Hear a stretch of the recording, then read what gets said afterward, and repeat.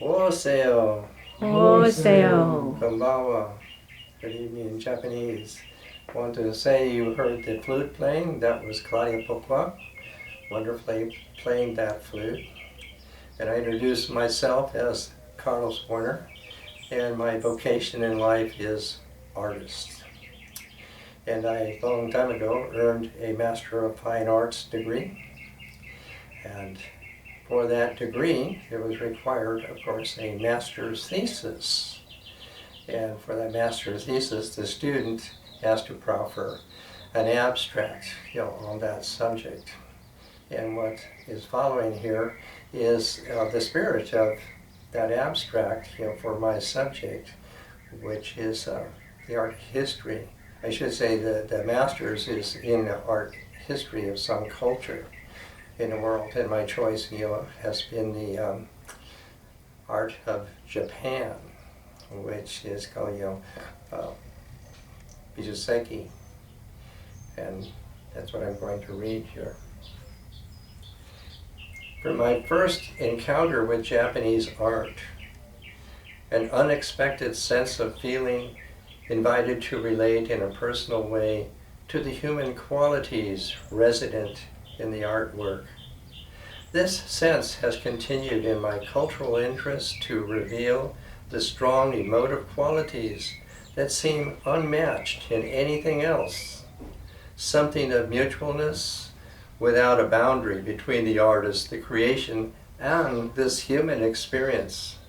Something of a sense of peace and harmony, warmth, and comfort within the essential beauty.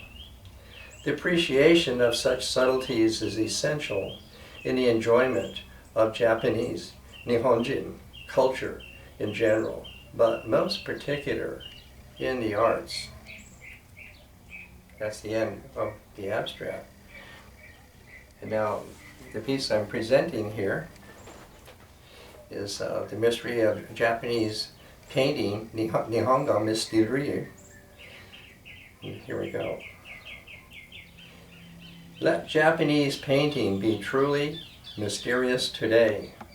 That is to say, not only an art mystery, but a word mysterious.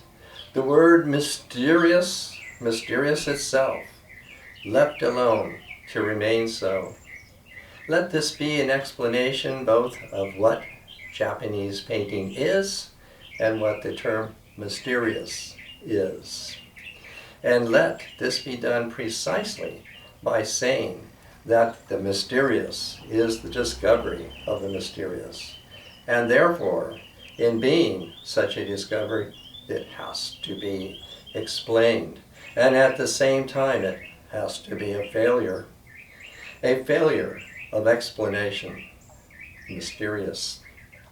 Let thus mysterious Japanese painting be fully a failure of explanation, such as the same as when a truly Japanese mind would conceive such a failure as the true and truly mysterious success.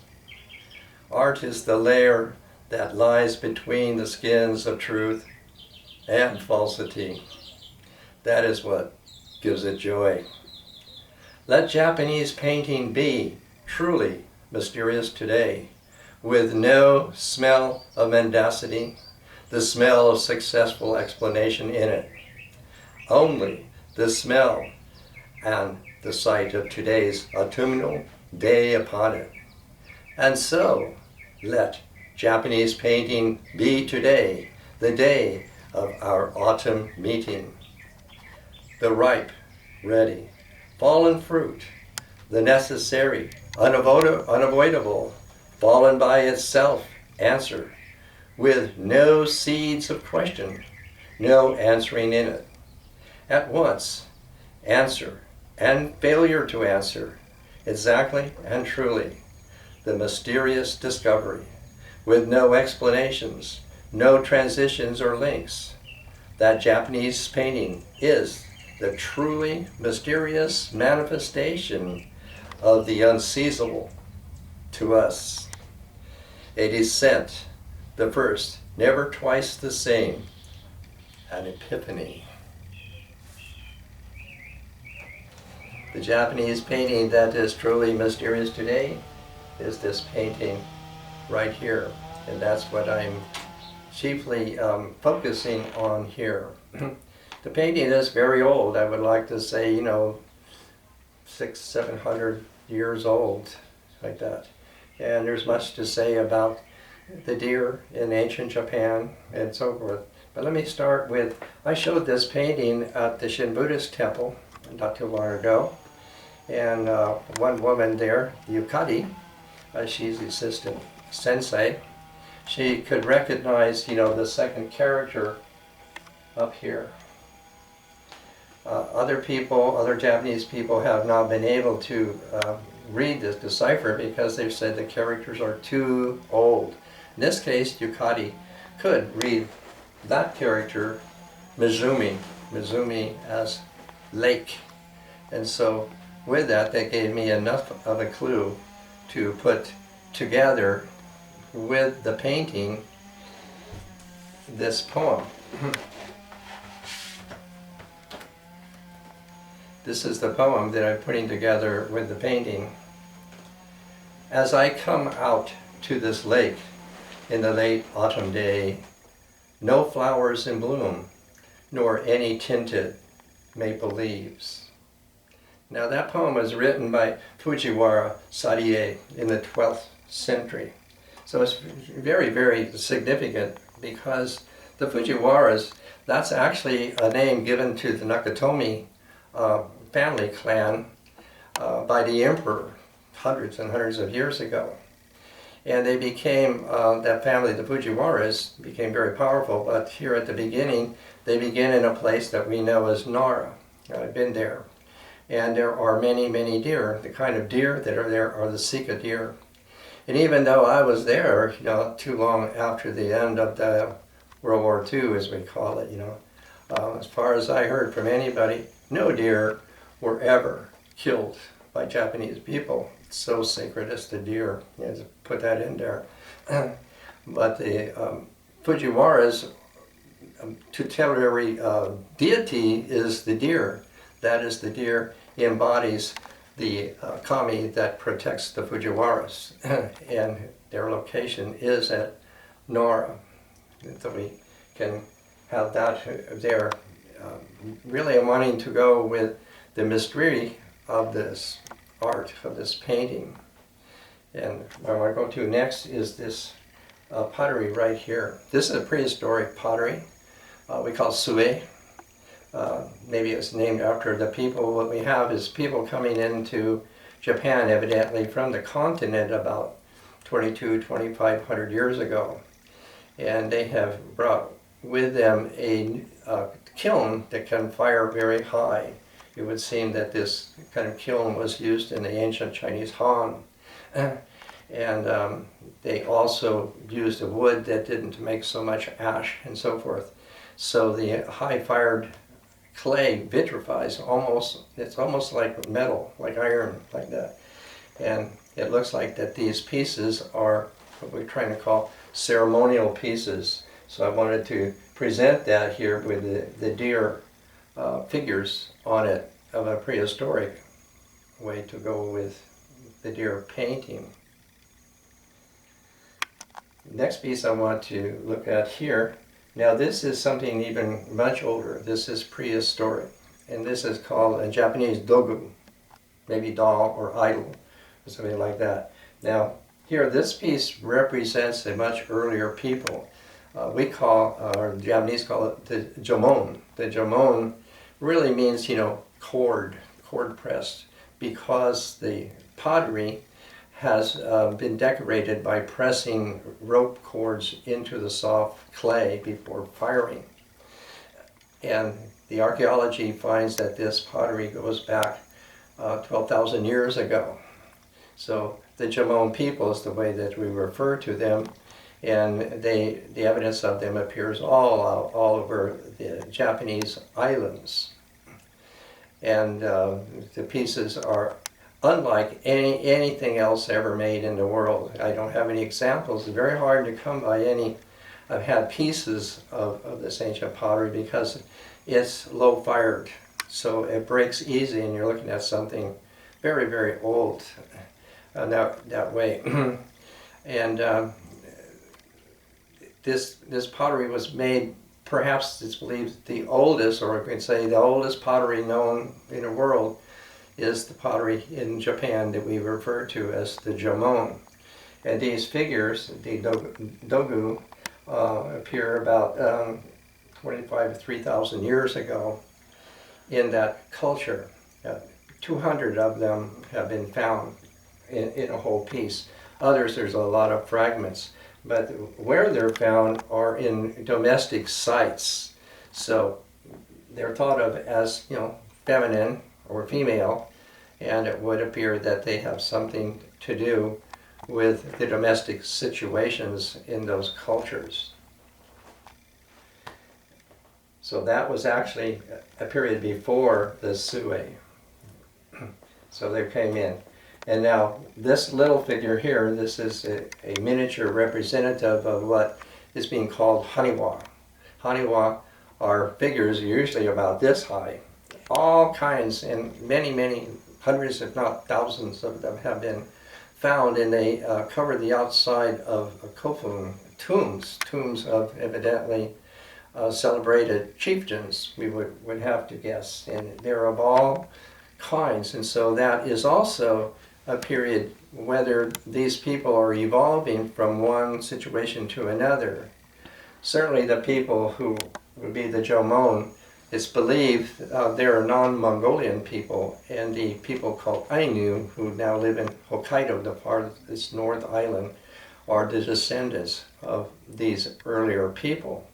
Now the other people coming in from the continent, anywhere, are evolving from this and into this. So we're having something a little bit sequential.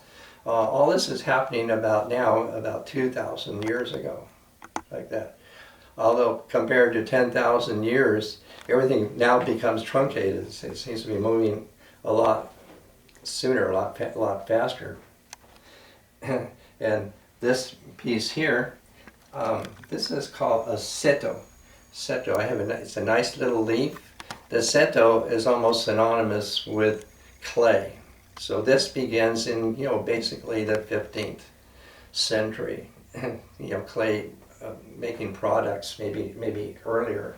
But this piece, is a few hundred years old, and the color of it, really suits my theme here, and is the color, this kind of yellowish ochre color, is real typical of this seto ware, is what we call it. Now down here, we go down here, this Tibo is called a raku Tibo. This is 17th century raku Tibo. Now the name raku doesn't really say anything about the pottery at all. It's really the name of a seal that the shogun gave to the family of Kojiro. Now Kojiro, in about 1580, 1590, made the first one of these Tibos. This Tibo had never been seen in the world before. And in the background of thousands upon thousands of years of pottery manufacture, look what comes out is this black Tibo. If you imagine, nobody ever think of that. Kojiro was following the nudges from the tea masters in Noryuku at the time. Up to that time, the late 16th century, most of the pottery used by the Japanese for tea and the cultivation of tea was from Japan or Korea, usually antiques. Now Senryoku changed all of that and gave some ideas or nudges, to Kojiro, who was actually commissioned to make tile, or his family were tile makers, for the feudal estate. And he came out with this. Now what's very different is that this kind of pottery is made totally by hand. It's totally shaped by hand. And it's low fired, and it's comfortable to hold in the hand.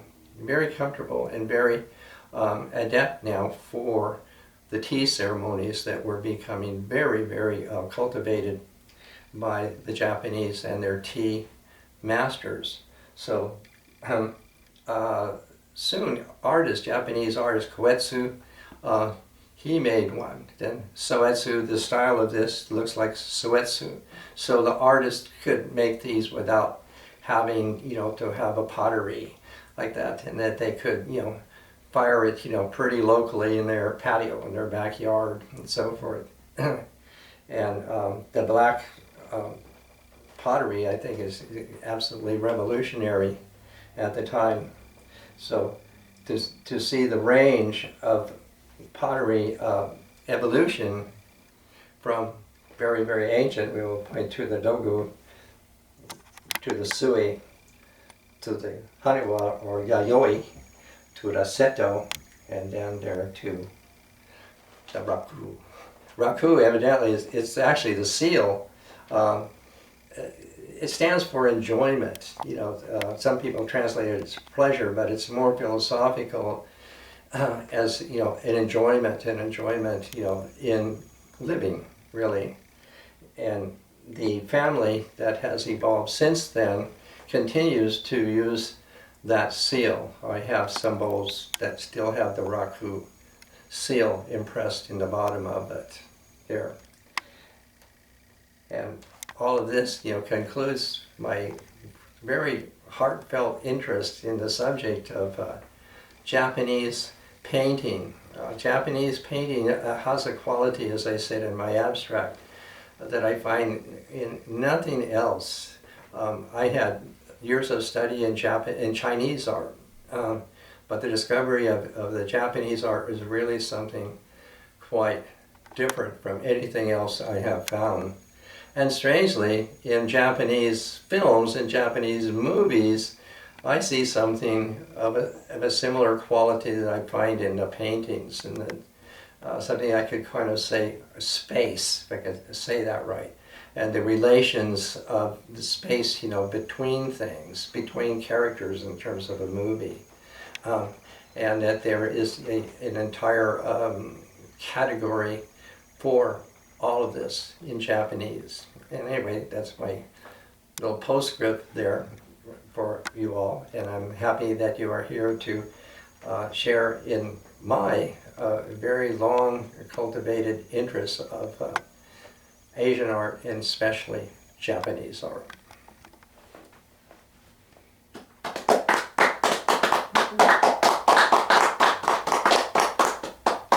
I think